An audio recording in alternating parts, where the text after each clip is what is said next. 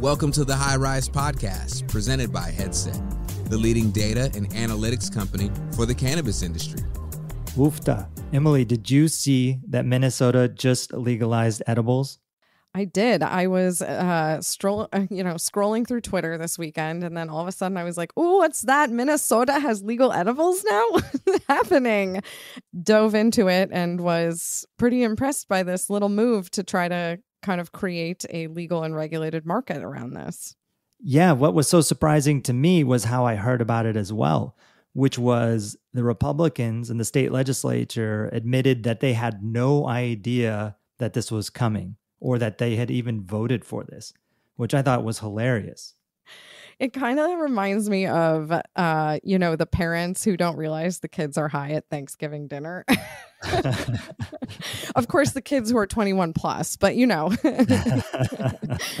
feel like like snuck a little goodie by on this one. So absolutely. And so this is such a fascinating thing. I really wanted to dig into it. I want to talk about what this is, how we got here, and really what the response has been in Minnesota and beyond. So maybe I'll start with a little bit of how we got here before we talk about like what this is, because they're still kind of talking about what this is.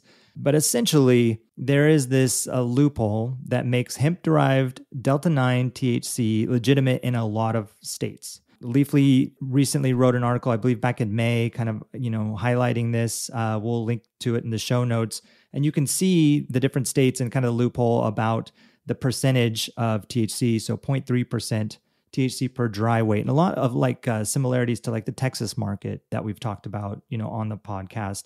But now there's this loophole. So a lot of states that have no, legal adult use framework have access to these products that have Delta-9 in it, or Delta-8, or other compounds. And there's all sorts of confusion and chaos in a lot of markets where people think it's legal, think it's not legal, don't really know. And I think even the states are struggling with this.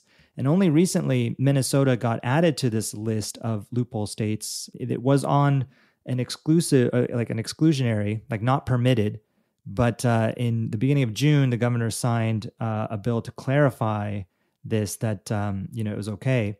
And now we have the legislature coming in doing this. The big reason that they talked about in a press conference that went on today, that we'll also link to, was because of challenges around basically this gray market. There are all sorts of products that are marketed similarly to other CPG products, brands that look like Doritos. They mentioned Sour Patch Kids and so on that are coming to market, which we believe is a terrible thing, right? And it's confusing for a variety of reasons, and targeting a younger audience and so on. And so this loophole that was created, really was causing them a lot of challenges. And so they went in and closed the loophole by just legalizing edibles. Without legalizing a full adult use framework, they just tried to close this loophole, saying basically what it is, being you have to be 21 plus to purchase it, that it has to be hemp-derived, that it can have 50 milligrams max per package, that it goes beyond just dry weight, because they also mentioned beverages as well, child-proof packaging. It can't look like a candy.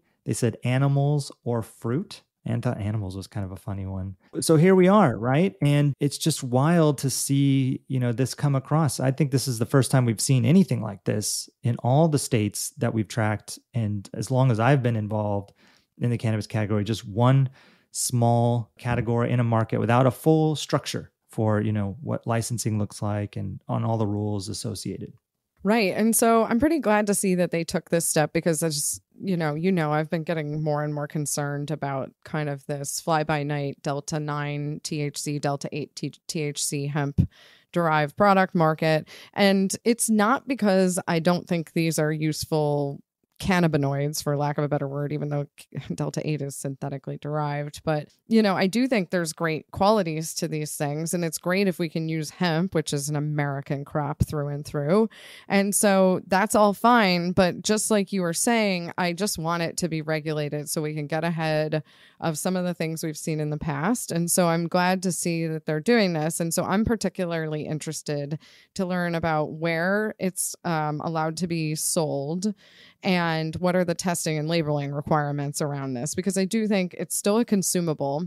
And if people are consuming it similarly to how they're consuming cannabis in the legal and regulated markets that we have, then it should be kind of held to a certain standard. So, I think it was a good move by Minnesota, but I think that it's going to be interesting to see how they roll it out. I did listen to the discussion that was going on with that press conference, and I did note that they were very much leading with the word hemp, hemp, hemp, hemp. Like they're trying to be very clear that they're talking about this. And I think from what I understand, because Colin on our team he went to school at St. Olaf's. He was a football player. And he told me it's quite a conservative constituent base there. And so I'm guessing that there's very specific language choices going on and specific discussion about the ages and to your point about the form factors and the packaging and targeting the youth. And so just making sure this is all running copacetic. I do think one factoid that I learned as it pertains to hemp is that we all know that industrial hemp has started to explode in the United States. And I'm pretty excited about some of the non-consumption end uses of industrial hemp, especially on this front.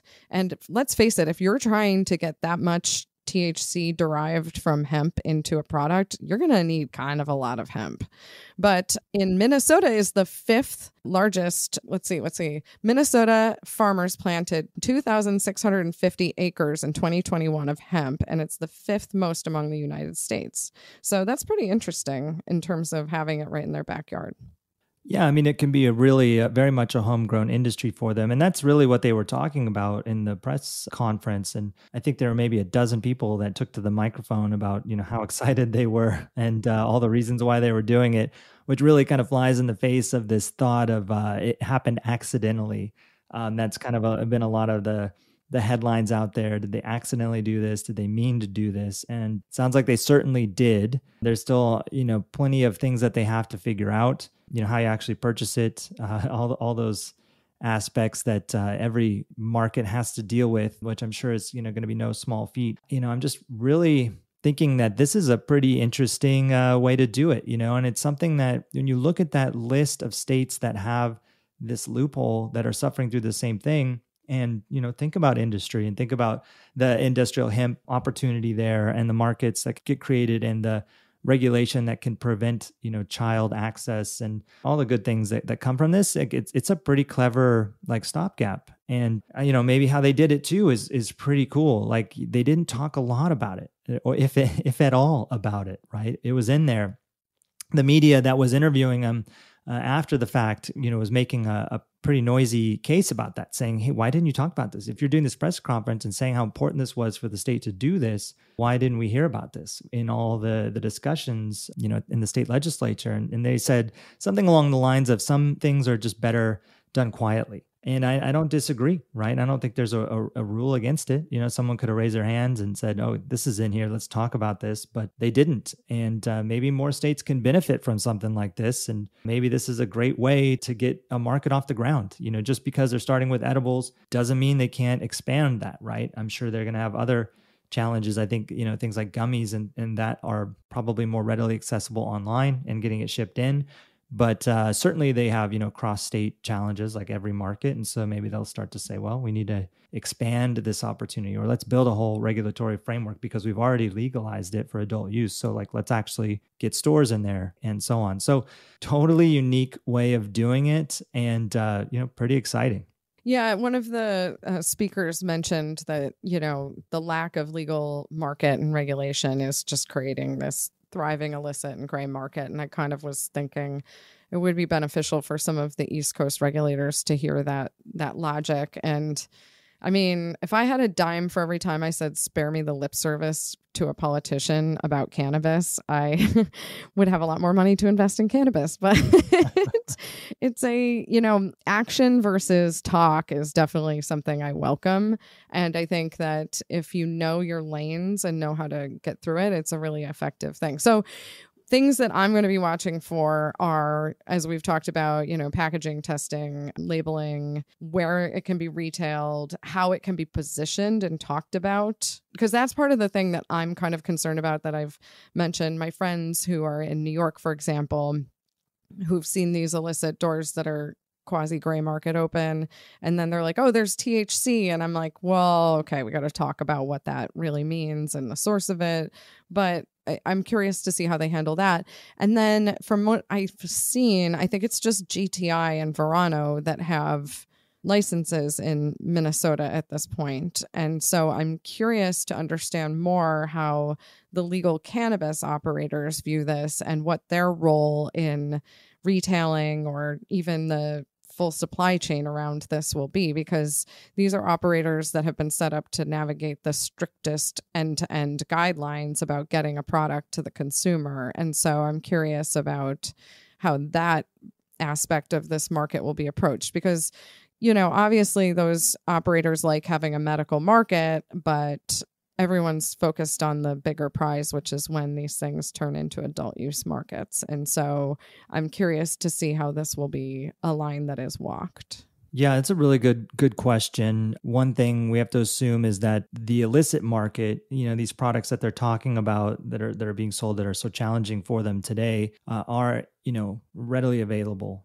To what extent, I'm not sure. But these are things that, organizations in Minnesota like GTI are dealing with, whether they maybe acknowledge it or not. With this new regulation, does it make it even easier to access this stuff? Like, we don't know necessarily where you're going to be able to purchase this. In the press conference, someone was talking about a recent legislation that came through about bars and restaurants couldn't add any sort of hemp-derived THC to products, either at locations or to go, right? Which is an interesting statement that they had to make. And if I forget which legislator it was, he kind of answered that and he said, look, this is different. This is like production of products. That's like infusing at a location. That'd be like, I don't know, taking a non-alcoholic drink and adding alcohol to it at the restaurant and then, serving it, which is just something that I guess is, possible in cannabis, but nothing we've really seen ever. And so interesting to kind of hear that people were thinking, well, does it mean restaurants can do this because, it's a beverage? But certainly that's not going to be the case. But where it will, these packaged goods, where are they going to be at? Is it going to be, at liquor stores? Like, I'm not even sure. I don't think they've really mentioned. And if they're going to create, dedicated retail space, it seems like, there's crazier things, right, with things like happening in Texas, but that idea seems a little limiting, but maybe that is the case, but I'm not sure if that would solve it. Like, maybe the stores would want to, maybe these license holders, in the medical markets like GTI would say, okay, well, we do want to open stores that only sell edibles to capture that opportunity. But, depending on the scale, is that going to solve the gray market challenges? If you can just order online, right, these other products and so on. So we'll see, what that turns into, but certainly they're dealing with it today. And, hopefully they can have a voice in, how this rolls out, right? And what this looks like, because they have made some significant investments in a tightly controlled, heavily regulated and structured category. And now, with the hemp derived, I'm not sure the regulations around, growing hemp, but it's got to be a lot easier than, what they're dealing with growing, medical grade, THC cannabis. Oh, yeah, 100%. I think especially since the Farm Bill, which was another thing, that they mentioned, that this gray area was partially because the Farm Bill came about and then the FDA didn't really weigh in on clarity about a lot of things. And it seems to have taken a back seat to, I don't know, a pandemic and like a few other things that have gone on. So not a focus of the FDA at this particular moment, but we'll see. We'll see what happens next. I think this does bode to be interesting in this time. And I just can't wait to try to understand it more. And so, kudos to Minnesota for, going for it. How long until we see the first infused Minnesota hot dish? I am unfamiliar with a hot dish. What is that? Oh, it's like a casserole, basically. Well, if it's a vegan dish, how about you? I would enjoy a THC edible and then have the hot dish. How's that? There you go. That's probably what's really going to happen here. Thanks for listening to the High Rise Podcast, presented by Headset. For more information on Headset, visit headset.io.